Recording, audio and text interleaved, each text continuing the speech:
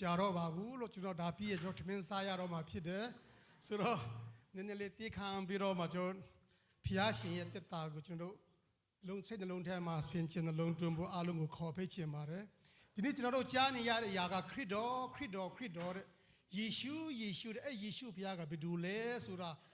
တည်တဲ့လူလည်းရှိမယ်မတည်တဲ့လူလည်းရှိမယ်တမန်ကျမ်းစာထဲမှာတော့ယေရှုဖျားဟာအစအဦး၌ဖျားတခင်ဒီကောင်းကင်နဲ့မြေကြီးကိုဖန်ဆင်းတော်မူ၏တဲ့ဒီဖျားအကြောင်းကျွန်တော်တို့ပြောနေတာဖြစ်တယ်ဒါကြောင့်မို့လောကမှာကျွန်တော်ကြည့်တဲ့အခါမှာဖျားထောင်တောင်းမကရှိပါတယ်လူဒီသမုတ်ထားတဲ့ဖျားရှိတယ်လို့လူဒီသမုတ်ထားတဲ့အပင်ဒီကိုဖျားပြုတ်ပြီးတော့မှတော့လက်သမားဆရာပဘူးဆရာကပပဲဆရာကလှုပ်တဲ့အရာတွေကိုဖျားပြုတ်ပြီးတော့မှလူဒီခေါ်ဝေါ်သမုတ်နေကြတဲ့ဖျားထောင်တောင်းမကရှိပါတယ်ဒါပေမဲ့အဲ့ဖျားတွေဟာဒီလောကကြီးထွတ်သွားရင်သူတို့ကအသက်ပြန်မရှင်တော့ပါဘူးဒါပေမဲ့ယေရှုဖျားကဘယ်လိုဖျားမျိုးလဲလို့မေးရင်တေချင်းမန်ကိုအောင်တော်ဖျားဖြစ်တယ်လောကမှာလူစားtiêuခံလာပြီးတော့မှတေချင်းကိုခံယူပြီးတော့မှ3ရက်မြောက်တော့ပြီးမှရှင်ပြန်ထမြောက်တော်ဖျားဖြစ်တယ်လူမြင့်မြင့်တက်တည်နဲ့ကျွန်တော်တို့ဒီခရစ်ယာန်ဖျားကိုထမြောက်ကြောင်းကျွန်တော်တို့တက်တည်ထူတော်ဖျားဖြစ်တယ်ကျွန်တော်တို့တက်တာမှာဘာဖြစ်လို့ယေရှုဖျားအကြောင်းလို့ကျွန်တော်တို့ယုံတဲ့လူလည်းရှိမယ်မယုံတဲ့လူလည်းရှိမယ်ဒါမဲ့ယုံမယုံတက်တည်ကတော့ကျွန်တော်တို့ယနေ့သုံးနေတဲ့ခရစ်တက်ခရစ်ဆိုတဲ့2025ကခရစ်တော်ဤလောကကိုကြွလာခဲ့တာ2025နှစ်ရှိပါပြီဒါကတက်တည်ထူနေပါတယ်ကဘာတဝမ်းလုံးကခရစ်တော်ကိုယုံချင်မှယုံမယ်ဒါမဲ့ခရစ်တခရစ်ဆိုတဲ့ကျွန်တော်တို့ဖုန်းထဲမှာကင်နေတဲ့ကျွန်တော်တို့အိမ်မှာချိတ်ထားတဲ့ကလင်ဒါတွေအားလုံးကလောကမှာယေရှုကြွလာခဲ့ပြီးဆိုတဲ့အကြောင်းကိုသူမွေးဖွားတဲ့အကြောင်းကိုအနည်းနဲ့ထောင်ကျော်ရှိကြောင်းကျွန်တော်တို့ဒီကလင်ဒါကကျွန်တော်တက်တည်ထူသွားပါတယ်ဒါကြောင့်ကျွန်တော်အသက်တာမှာမေးရမယ့်အရာကဖျားလို့ပြောရရင်ကျွန်တော်တို့အသက်ရှင်တော်ဖျားဖြစ်ရမယ်တီချင်းမှန်ကိုအောင်တော်ဖျားဖြစ်ရမယ်အဲ့ဖျားကူကဖျားလို့ပြောတဲ့ခါမှာစကြောလာတစ်ခုလုံးကိုငါဖန်ဆင်းတယ်လို့ပြောတဲ့ဖျားသားလေးအကြီးမြတ်ဆုံးတော်ဖျားဖြစ်တယ်ဘယ်ဖျားကမှဤစကြောလာတစ်ခုလုံးကိုငါဖန်ဆင်းတာလို့ပြောတဲ့ဖျားမရှိပါဘူးတီချင်းတရားကိုအောင်တဲ့လူများစွာရှိပါတယ်ဒါပေမဲ့သူတို့ပြန်တည်ရတယ်ဒါမဲ့ခရစ်တော်ကတီချင်းတရားကိုအောင်တဲ့ဘယ်တော့မှပြန်မတည်ရမယ့်ဖျားဖြစ်တယ်ဒါကြောင့်မလို့ကျွန်တော်တက်တာမှာတော့စကြောလာတစ်ခုလုံးမှာကျွန်တော်ဒီခက်ကျွန်တော်ခရစ်တကတိကြည့်ချင်းအပြင်သခင်ယေရှုကဤလောကကိုကြွလာခဲ့ပြီးဆိုတာကျွန်တော်တို့ထင်ရှားဆိုတာကျွန်တော်မြင်တွေ့နေရပါတယ်ဒါကြောင့်မလို့ခရစ်တော်တို့ပြောတဲ့ခါမှာတချို့တွေပြောပါတယ်ဒါခရစ်ယာန်ရဲ့ဖျားပါပဲဒါတော့ခရစ်စမတ်ဆိုတာခရစ်ယာန်ရဲ့ဖျားပဲပြောလို့လည်းရှိရင်ရှိနိုင်တယ်ဒါမဲ့တမန်ကျမ်းစာကဘာပြောကြလဲဖျားသခင်ဒီမိမိ၌တပါးတီတော်သားတော်ကိုစွန့်တော်မူတဲ့တောင်လောကီသားတို့ကိုချစ်တယ်တဲ့လောကီသားဆိုကျွန်တော်တို့အားလုံးကလောကီသားဖြစ်တယ်လောကီသားဆိုတော့ကျွန်တော်တို့လောကီသားလူရလောက်ဖြစ်လာရင်ဒီဖျားကကျွန်တော်တို့အယံတက်ဆိုင်တဲ့ဖျားဖြစ်တယ်ယုံကြည်သူရဲ့ဖျားတက်မဟုတ်ဘူးအဲ့ဖျားကိုမိမိကဲ့တင်ပိုင်ရှင်ဖြစ်ဖျားစစ်ဖျားမှန်ဖြစ်ကြောင်းဒီချင်းမှန်ကိုအောင်တော်ဖျားဖြစ်ကြောင်းစัจ java လာတစ်ခုလုံးကိုဖန်ဆင်းတော်ဖျားဖြစ်ကြောင်းကိုယုံကြည်လက်ခံလျင်ဒါခင်ဗျာကျွန်တော်ကခရိယန်ဆိုတာဖြစ်လာတာဖြစ်တယ်ဒါကြောင့်မို့ကျွန်တော်တက်တာပါလူဒီတမောက်နေတဲ့အရာဒီအားလုံးကဒီကဘာမှာဒီခရီးကနေထွက်သွားသူတို့ဘယ်တော့မှပြန်မလာတော့ပါဘူးဒါပေမဲ့ခရစ်တော်ဘုရားကကျွန်တော်တို့ကိုကြိုဆိုနေပါတယ်ကျွန်တော်တက်တာမှာဒါကြောင့်မလို့ဒီမနေ့ကျွန်တော် Facebook မှာကြည့်တဲ့ခါမှာဆရာတော်ကြီးဘုန်းကြီးတယောက်ကစာရေးထားတာတပါးကစာရေးတာကျွန်တော်တွေ့တယ်အယံနဲ့တော့ဘာပြောလဲဆိုတော့တီးရမယ့်ကိုခန္ဓာကိုယဉ်ပြီးတော့မတီးရမယ့်တရားကိုရှာနိုင်မှတာလျင်တန်ဒီရှာနိုင်မှတာလျင်သူတော်ကောင်းစစ်ဖြစ်ရလိမ့်မယ်တဲ့တီးရမယ့်ကိုခန္ဓာကိုယဉ်ပြီးတော့မတီးရမယ့်တရားကိုရှာတွေ့တော့သူဟာတဲ့သူတော်ကောင်းဖြစ်မယ်တဲ့အမတန်မှနဲ့စကားဖြစ်တယ်လောကမှာလူရလောက်ဖြစ်လာရင်မတီးခဲမှာပဲရွေးချယ်ခွင့်ရှိတယ်လူကတီးပြီးသွားရင်ဘာမှရွေးချယ်လို့မရတော့ဘူးဒီမတီးခဲမှာဒီခန္ဓာဒီဘုန်းကြီးကပြောတာကဒီဆရာတော်ကြီးကပြောတာကတီးရမယ့်ကိုခန္ဓာကိုယဉ်ပြီးတော့မတီးရမယ့်တရားကိုရှာတွေ့တော့သူဟာတဲ့အဲ့ဒါဘုရားကဘာပြောလဲဆိုတော့ပြမဒါမှသူတော်ကောင်းဖြစ်မယ်လို့သူကပြောထားတယ်ဒါအစစ်မှန်တော့ဖြစ်တမန်ကျမ်းစာကအဲ့ဒါကိုဘလူဖန်ဖော်ပြန်ဖော်ပြတယ်လဲဆိုတော့ယေရှုကငါဒီလမ်းခရီးဖြစ်တယ်တဲ့တမန်တရားလည်းဖြစ်၏တဲ့အသက်လည်းဖြစ်ငါ့ကိုအမိပြုတ်ရင်ဘုရားစီရောက်သွားမယ်ငါ့ကိုအမိမပြုတ်ရင်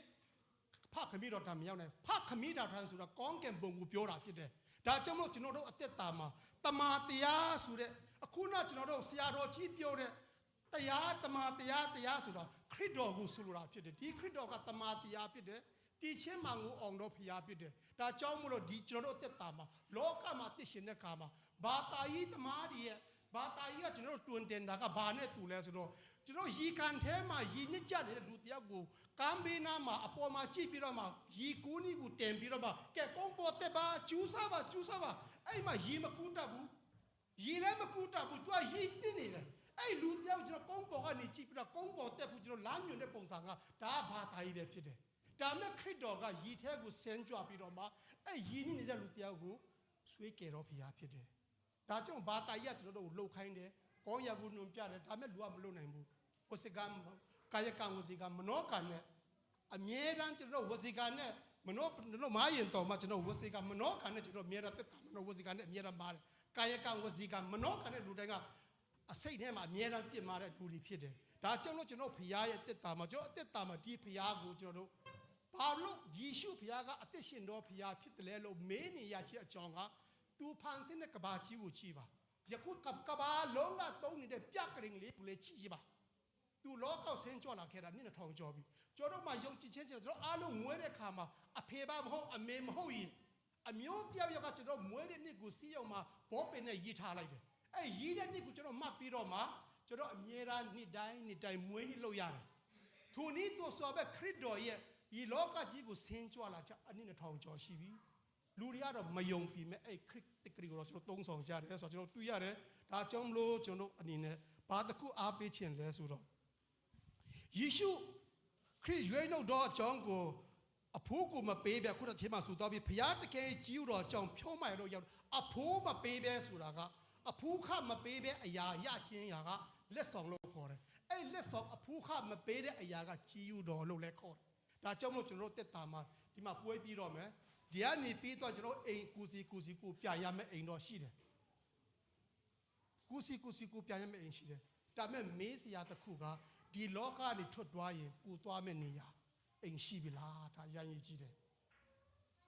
ကျွန်တော်အနေနဲ့ပြန်စဉ်းစားပါလောကမှာနော်ကျွန်တော်မစကပုံအရန်ကောင်းတယ်မရယူမရင်တတဲတဲ့စီးပွားလို့မရင်တခေါက်တဲ့ဖျားကိုရွေးမရင်ထာဝရတဲ့ဒီဖျားကကျွန်တော်ထာဝရအသက်ရှင်တော်ဖျားဖြစ်တယ်ဒီချင်းမှန်ကိုအောင်တော်ဖျားဖြစ်တယ်ဒါကြောင့်မလို့ကျွန်တော်တို့အသက်တာမှာဖျားကျွန်တော်တို့လူတိုင်းတို့ကျွန်တော်ခုအမေရိကန်နိုင်ငံသားဆိုကျွန်တော်တို့မှာ passport တွေရှိပါတယ်အဲ့ passport နဲ့ကျွန်တော်နိုင်ငံတကာတွားလို့ရပါတယ်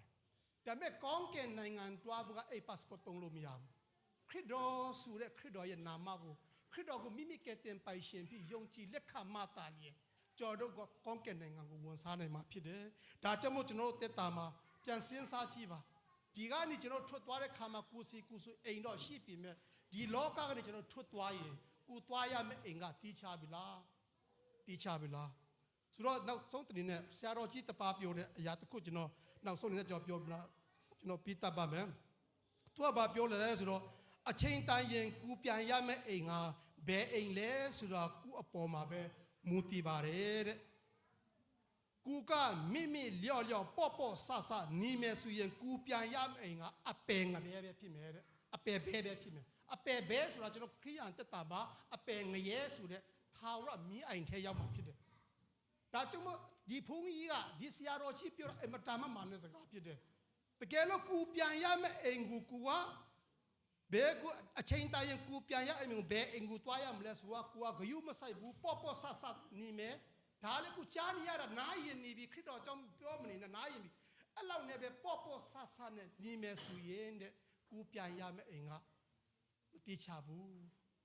အပယ်ပဲဖြစ်မယ်တဲ့ဒါကြောင့်မို့ကျွန်တော်ကမှအသက်ရှင်တဲ့ကာလမှာဒီအသက်တာမှာဒီအသက်အသွေးအသားနဲ့အသက်ရှင်တဲ့ကာလမှာလူတိုင်းမှာရွေးချယ်ပိုင်ခွင့်ရှိတယ်ဒီအသက်ကထွတ်သွားရင်ဒီလောကကနေထွတ်သွားရင်ထာဝရအသက်ပေးတဲ့ဘုရားရှင်ရှိတယ်အဲ့ဘုရားကကျွန်တော်ကိုဘာလို့ပေးတယ်လဲဆိုရင်တင်းဒီဘုရားသခင်ကိုနှုတ်ဖြင့်ဝန်ခံ၍တဲ့ဘုရားသခင်ဒီသူ့ကိုတည်ခြင်းမှထားမြောက်ရှိတော်မူပြီးဟိုစိတ်နှလုံးထဲ၌ယုံကြည်လင်ကဲ့တင်ခြင်းတို့ရောက်၏ဖြောမရတော့ရောက်ခြင်းကစိတ်နှလုံးဖြင့်ယုံကြည်ရ၏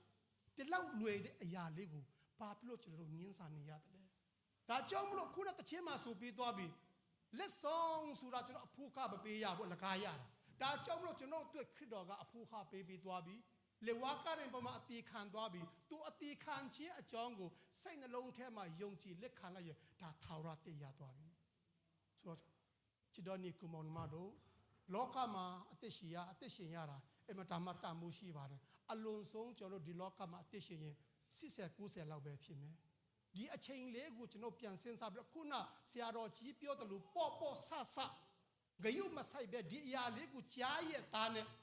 ထာဝရအသက်ဆိုတဲ့ရောက်ရမယ့်လမ်းခရီးကိုစိတ်နှလုံးထဲမှာယုံကြည်လေးပဲဒါလေးကိုမှညှင်းဆန်ပြီးအမျိုးအမြတ်အကြောင်းပြရင်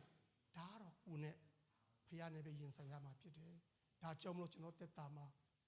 ကိုပြန်ရမယ်ဒီလောကကနေကျွန်တော်ခရီးထွက်သွားရင်ကိုသွားရမယ့်နေရာကဘယ်ကိုရောက်မလဲဆိုတာသိချပြီလားမဆွင်ထာဝရကိုသွားရမယ့်နေရာကိုဤလောကကနေမတီးခင်မထွက်ခင်မှာတည်ရတော့ခွင့်ရှိတယ်စမ်းစာထဲမှာတည်ရတော့ခွင့်ရှိတယ်ကျွန်တော်တည်ရင်ဘယ်သွားမလဲမသိဘူးနော်ဒါတော့တည်မှပဲတည်ပါမဟုတ်ဘူး no စမ်းစာကအဲ့လိုမပြောဘူးယေရှုပြတ်ကိုမိမိကဲတင်ပိုင်ရှိပြီးယုံကြည်လက်ခံတော်သူဒီထာဝရတည်ရဒါကြောင့်မို့ဒီလောကမှာအသက်ရှင်တဲ့ခါမှာယေရှုဖျားလို့ပြောကျွန်တော်စိတ်ထဲမှာတချို့ကခရိယန်ဖျားမဟုတ်ဘူးလောကသားများကိုကယ်နှုတ်ဖို့ရန်ကြွလာတယ်စုကလေးကကျွန်တော်တို့အားလုံးကလောကသားဖြစ်တယ်ကျွန်တော်တို့အားလုံးနဲ့ဆိုင်တဲ့ဖျားဖြစ်တယ်အမစကားမှာအမတန်ရှင်းတယ်တိတူဖို့မတိတူကြောတဲ့တိတဲ့တွားတော့ရသွားပြီမတိတူကတော့အခုနဆရာဘုန်းကြီးပြောသလိုပဲပေါ့ဆဆဂယုမဆိုင်ပဲထားတဲ့အခါမှာသူတည်တဲ့အခါမှာသူတွားရအညာကအပယ်ငရဲပဲရောက်မယ်ဒါကြောင့်ကျွန်တော်တက်တာမှာချစ်တော်နီကိုမောင်နှမတို့ကျွန်တော်စိတ်နှလုံးထဲမှာယေရှုဖခင်ကခရိယန်ဖခင်မဟုတ်ပါဘူးလောကသားအလုံးရဲ့ဖခင်ဖြစ်တယ်သူလေဝါကားရမတီခံပေးသွားပြီလွယ်လိုက်တာဟုတ်မှာပေါ့သူလုပ်ပြီးသွားပြီပဲကျွန်တော်အဖို့ခမပေးရမယ်အလကားတတ်ကျွန်တော်တို့ကယုံကြည်စိတ်နှလုံးထဲမှာယုံကြည်ယုံလေးနဲ့ထာဝရအသက်ဖို့ရဖို့ဆိုတာအမတန်မင်္ဂလာရှိတော်ရဖြစ်တယ်အဲကြောင့်မလို့ကျွန်တော်တက်တာမှာပြန်စဉ်းစားကြည့်ပါဒီကနေအားလုံးထွတ်သွားရင်ကိုသွားရမယ်အိမ်ရှိတယ်ဒါပေမဲ့ဒီလောကကနေထွတ်သွားတဲ့တနစ်ချရင်ကိုသွားရမယ်အိမ်တီးချပြီလားဆိုတာပြန်လဲစဉ်းစားပြီးတော့မှယေရှုဖခင်ကငါ့ကိုခေါ်ဖိတ်နေတယ်ထာဝရအသက်ပေးတယ်သူပိစပေးသွားပြီ